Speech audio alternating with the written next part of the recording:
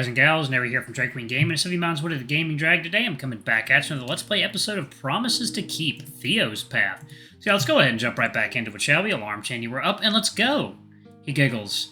Okay, it's a good gig, I admit. He picks up his controller again. Mind if we get back to the game? I mean, I had more questions, but...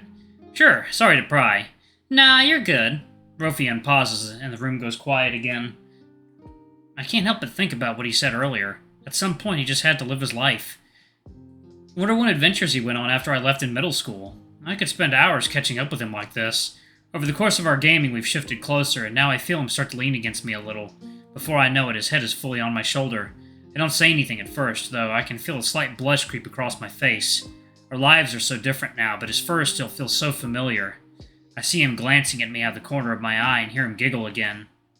Soft, right? Huh? Oh, yeah, it's just like I remember. Shit, he could definitely feel my face warming up. Yeah? Sensing weakness, Rofi starts rubbing his cheek against my shoulder, distracting me with his impressively velvety fur. I make a critical mistake and the match goes to Rofi. Hey, come on, you totally did that on purpose. Sneaky dog. I give him a playful swat and he lifts his head off my shoulder. You said it was just like you remember. All good memories, I hope? Most of them, yeah. We used to do this all the time. Yeah, but we would usually be lying down. He flips over onto his belly and looks up at me expectantly. Like this? You gonna join me? Belly flop, lay next to Rofi. Yeah, I'm not gonna belly flop that poor boy. For old time's sake, of course. I roll onto my belly and lay next to him, and Rofi starts the next round. I get the urge to run my paws through his head fur, fluffy as ever, but I resist, remembering my promise to Hunter. I had to win at least once. Without his shenanigans, the round lasts much longer, the two of us more easily matched. Damn it! Anyone's again! Hey, are you sure you haven't played this before? I wouldn't lie to you about that. Fair enough, he was a prankster, not a liar. I ruffle his head fur playfully, earning a giggle from the dog. And once again it hits me just how easily we were picking up where we left off. All thanks to him, really. Rofi could always warm up a room. He doesn't need to fill his living spaces with decorations or personal belongings. He breathes life into a place just by being himself. My earlier worries feel so silly now. At his core, he's still Rofi. He just figured out who he is a bit more. As we continue playing, I start to lose track of time, lost in the game and lost in memory. Despite the circumstances, the many years we spent apart, I feel safe with Rofi. I'm so cozy. The last thing I think of before drifting off is that I have to get better at this game to beat him next time we hang out.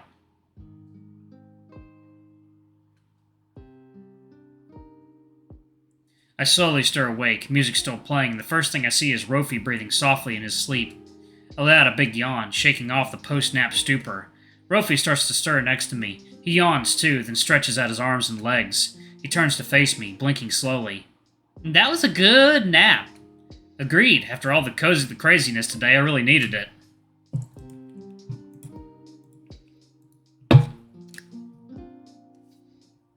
I clamber to my paws and reach one out to help Rofi up. Once standing, he stretches a bit more and turns off the TV. I'm starving! Wonder what's for dinner? Great question. I'm sure they're figuring out something downstairs. Maybe we can help. Race you down there! The dog zooms past me, throwing the door open and disappearing into the hallway. I'll have to catch up to him again. I run into Theo on the way down the stairs. Rofi's still nowhere to be seen. Oh, Leo, I'm getting your air mattress set up right now. Sorry about the wait. I meant to do this earlier, but I just haven't had the time to think today. If you don't mind, I think I'll get you settled in the den. You can close the doors to get some privacy when you want it. It sounds great, Theo, thank you. Hey, tell you what, if you want, you can head down to the kitchen. There's snacks in the pantry and beer in the fridge. I still need to figure out what dinner will look like, so please help yourself for now.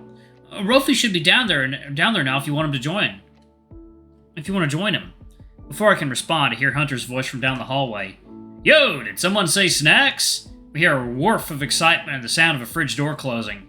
Sounds like someone got into the stash already.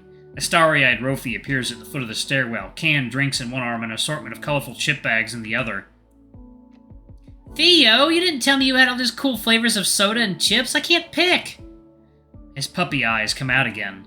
Theo sighs, but he can't hold back a small smile.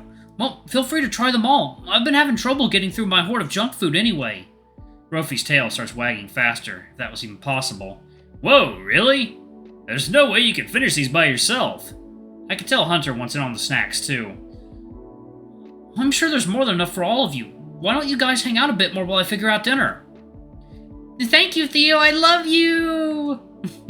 Rofi bounds up the stairs in a flash. Sweet, thanks, Theo.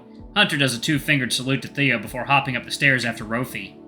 Though Theo shakes his head, his smile and swishing tail reveal that he's quite pleased with Rofi and Hunter's diligent indulgence. He turns to face me again.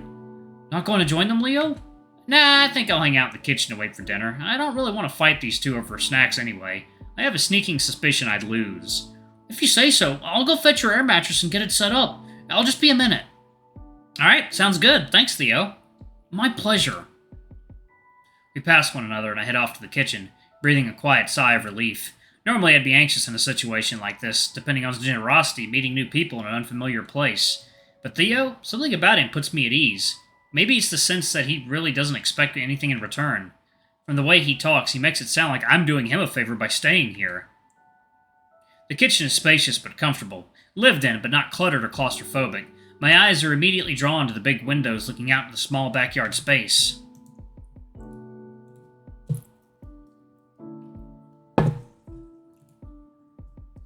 Well, they should be showing off the backyard if the snow and ice hadn't rendered them almost fully opaque. I settle down at the big kitchen table and watch the weather try to get in, frosty fingers sliding down the fragile panes of glass. It isn't long before Theo comes back with two folding chairs and starts to set them up. As I watch him work, I absentmindedly rub the old table's surface, my paw pads finding curves and divots impressed into the wood. I trace the path of what feels like a cursive letter T and then an H. Peering more closely, I see the telltale marks of many words, crisscrossing and folding over one another across the matte surface. Yeah, those are what you think they are. He cracks open a beer as he talks. This is my aunt's house. I used to come here growing up and to do my homework at this very table. I would always press down really hard when doing cursive, and the pencil marked up the surface through the paper. On. My mind drifts back to the photo in the stairwell. Theo in an older Arctic fox. He sits down in a seat across from me, and the old wooden chair produces a loud creak. But that was centuries ago, of course. I understand kids these days aren't even learning cursive anymore. Kids these days? He's kidding, right?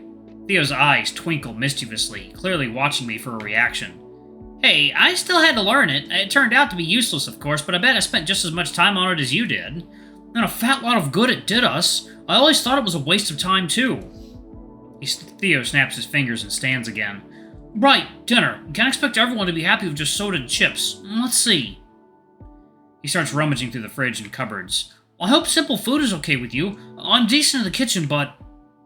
At that moment, Artemis walks carefully through the doorway. 3 paper bags bounce precariously in his grip. He has the juggling skills of an experienced waiter. What's all this? Some groceries from my place. No point in letting it all rot. Oh, right. Yeah, wherever you can find room in the fridge. Artemis nods at me in greeting, then begins rummaging around in the bags. Green vegetables, fresh herbs, a bag of apples. Good timing, too. I was just starting to prep for dinner. Artemis shakes his head, his sharp eyes flitting around the kitchen. No, I expect you to let me cook tonight, Theo. It's the least I can do to repay you. Theo blinks, somewhat taken aback. For a moment he seems about to object. Then he breaks into a warm smile and settles back into his chair with another creak. That's an offer I'll gladly accept. To be honest, cooking for 6 was the one thing I was worried about. I'll make a mean dinner for one, but anything past that? He chuckles softly, shaking his head. Where do you keep your spices? The bird pulls a couple containers out of the smallest bag. Garlic powder, paprika, pepper, and a few others that I didn't recognize. I feel a pang of guilt at the sight. If I hadn't been ready to leave town, I'd have some food to contribute to. Just as Theo starts to answer, Hunter strides into the kitchen, an open chip bag in one paw and phone in the other. He walks up to me and holds out both. Here, Leo, put your number in. I'm starting a group chat. Also, have a chip if you want. Oh, sure, no problem. As I'm typing in my number, he turns to Theo and rattles the bag. These things are amazing, Theo. You gotta tell me where you get them sometime.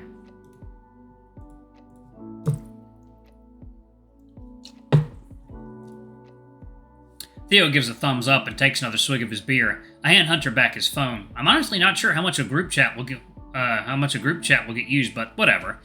You too as well. I mean, we'll all be stuck in the same house. Do we really need a group chat? Why not? Just in case. Here, Theo. As soon as Theo finishes, Hunter plucks the phone out of his paw and walks it over to Artemis. Come on, please. Artemis shakes the phone after a long moment of Hunter waving it in his face. Just please don't message it without a good reason. I hate getting tons of notifications. Yeah, I hear ya. Anyway, let me go find Ollie. He marches out of the room at a considerable clip. Does he always move this fast? He could give Rofi a run for his money. And not 30 seconds later, all of our phones buzz. Artemis lets out a theatrical sigh. What did I just say? Theo and I laugh in unison. The bird shakes his head disapprovingly and resumes rifling around in the fridge. Hey, Artemis, I can give you a hand if you want. I realize 6 is a lot of people to cook for. He regards me for a split second, then shakes his head. It's really no problem. I like to cook. You can just sit and relax. Relax with Theo. Okay, if you're sure. Thanks a lot. To be honest, I'm not sure how much help I'd be anyway. Like I said, it's really no trouble. The bird begins busying himself with the various kitchen implements, quickly making himself at home in the unfamiliar space. His moves are practiced, fluid, at ease. I have a feeling that dinner is going to be delicious. By the way, Leo. I turn my attention back to the fox. Let me know if you still need anything from your place. I'm happy to go back with you to pick up anything extra you might want. I had planned to run another sweep with the neighbors tomorrow anyway. Oh, are there still folks on our street who are stuck? I don't think so, but I'm not 100% sure. I got to most of the houses today, but there's still a few I need to make sure about. I also promised the folks in number 90 that I'd check back in with them tomorrow. Theo. He must be looking after every house on the block.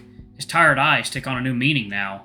Well, if that's the case, I should be offering to help you, not the other way around. If one of our neighbors needs an extra hand, you'll let me know, right?